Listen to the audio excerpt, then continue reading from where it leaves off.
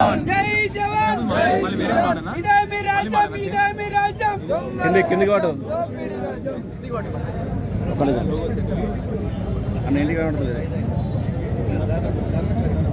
చెప్పండి అసలు ఈ ధర్నా ఎందుకు చేస్తున్నారు? డిసెంబర్ 9,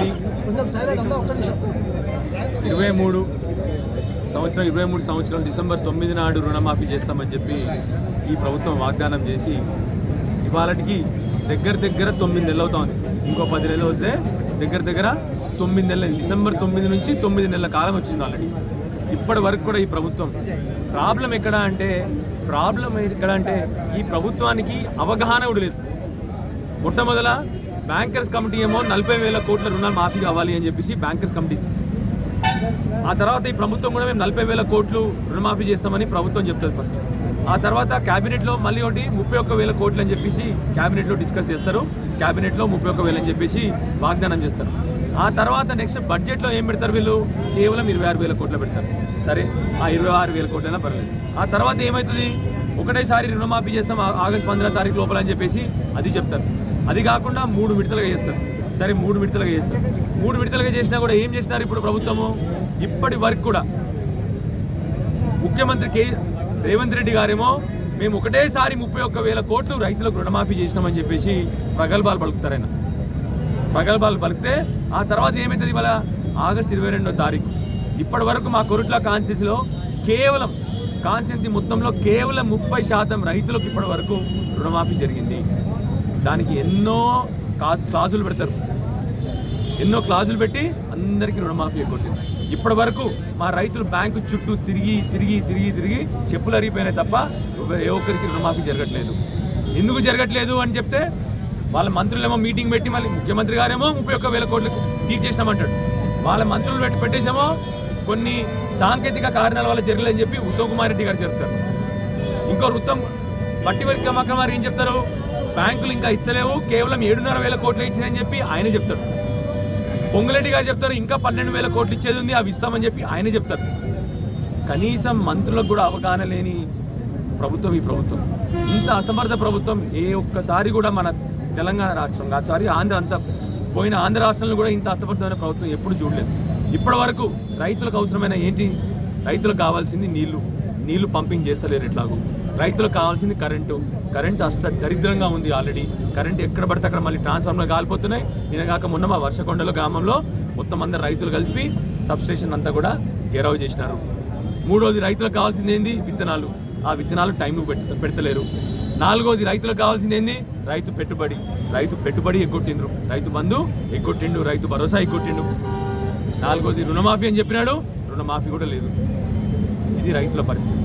రైతులకు బోనస్ అని చెప్పినాడు గవర్నమెంట్, బోనస్ లేదు. ఇప్పుడు ఏ ఒక్క విధంగా కూడా వీళ్ళకి కావాల్సింది ఏంటంటే, అంతకుముందు కాంగ్రెస్ ప్రభుత్వం ఉన్నప్పుడు ఏముండేది? మన తెలంగాణ రాష్ట్రం కానీ ఆంధ్ర రాష్ట్రం కానీ అంతకుముందు కాంగ్రెస్ పాలనలో కేవలం ఆత్మహత్యలకే పాపులర్. మనం ఆత్మహత్యలు ఎక్కడ జరుగుతాయంటే ఆ రోజు ఆంధ్రప్రదేశ్లో, తెలంగాణ రాష్ట్రంలో. గత 10 ఏళ్ళు కేసీఆర్ గారి పరిపాలనలో కనీసం రైతు ఆత్మహత్య అన్న ఒక్కసారి మాట కూడా వినని రాష్ట్రం తెలంగాణ రాష్ట్రం. ఇవాళ మళ్ళీ ఇప్పటికే 9 నెలల్లో 500 మంది రైతులు ఆత్మహత్య చేసుకున్న పరిస్థితి. ఏ ఒక్క పాలసీ లేదు. కనీసం వీళ్ళకు రైతుల పాలసీ ఏంటంటే లేదు. కేసీఆర్ కంటే ₹1 ఎక్కువ ఇస్తాం, అది ఇస్తున్నారంటే అది కూడా ఇస్తలేరు. మహిళల పెన్షన్ ఏది అంటే ఈ ముఖ్యమంత్రి గారు ఏమంటారు? నిన్ను ఎక్కడలో తొండలు వదులుతా అంటారు. రైతులకు రుణమాఫీ ఏది అంటే నీ పేగులు విసిపిక్తా, నా మెడలు వేసుకుంటా అంటాడు. విద్యార్థులకు ఉద్యోగాలు ఏవి? నిరుద్యోగుల కంటే సన్నాసులు అంటాడు. వాళ్ళు అడిగే వాళ్ళందరూ సన్నాసులు అంటాడు. మహిళలకు పెన్షన్లు ఏవి అంటే కడ్రాలు కొనుక్కున్న మొన్ననే ఇంగ్లీష్లో మాట్లాడిండి అంటాడు అక్కడ.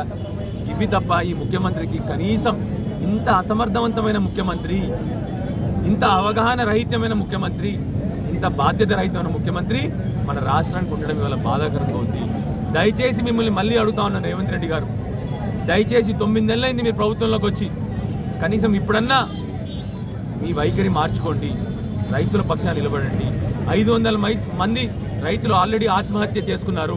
మిమ్మల్ని దయచేసి మా రైతుల పక్షాన మిమ్మల్ని రిక్వెస్ట్ చేస్తా ఉన్నాను. రైతు బంధు లేదు, విత్తనాలు లేవు, ఇక్కడ నీళ్లు లేవు, వర్షాలు లేవు, కరెంటు లేదు. రైతులు గోస పడతా ఉన్నారు. మిమ్మల్ని దయచేసి కనీసం వాళ్ళని కాపాడడానికి మీరు వాగ్దానం చేసినటువంటి కనీసం రుణమాఫీ అన్న దయచేసి మీరు వాగ్దానం చేసినటువంటి అది కూడా మీరు దేవుళ్ళ మీద ఒట్టు పెట్టుకొని ప్రతి ఒక్క దేవుని మీద మీరు ఒట్టు పెట్టుకొని మీరు చేసిన వాగ్దానాన్ని నిలబెట్టుకోండి అని చెప్పి మిమ్మల్ని ఈ వేదిక నుండి మిమ్మల్ని మళ్ళొక్కసారి అభ్యర్థిస్తూ ఉన్నాను, రిక్వెస్ట్ చేస్తూ ఉన్నాను. దయచేసి ఈ రైతు ఆత్మహత్యలు కాకుండా మీరు వెంటనే ఈ రైతులకు రుణమాఫీ చేయాలని చెప్పి మిమ్మల్ని కోరుతూ, అదేవిధంగా రైతులకు రావాల్సిన కనీసం పెట్టుబడి మీరు ప్రామిస్ చేసిన రైతు భరోసా కాకపోయినా కేసీఆర్ గారు ఇచ్చిన రైతు బంధన్న ఇవ్వండి, కరెంటు సరిగ్గా టైంకి ఇవ్వండి, మాకు దయచేసి వాటర్ లిఫ్ట్ చేసి మా ఫ్లడ్ ఫ్లో కెనాల్ మా వరదకాలను నింపండి, ఇవన్నీ దయచేసి వెంటనే చేయాలని చెప్పి ముఖ్యమంత్రి రేవంత్ రెడ్డి గారిని ఈ వేదిక నుంచి కోరుతా ఉన్నాను. జై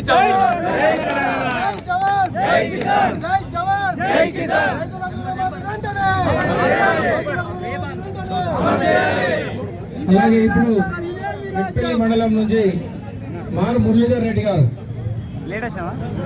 మురళీధర్ రెడ్డి అలా రాయి ఇది ముంగట నాయకులు రోజు మాట్లాడతారు, రైతులు మాట్లాడారు.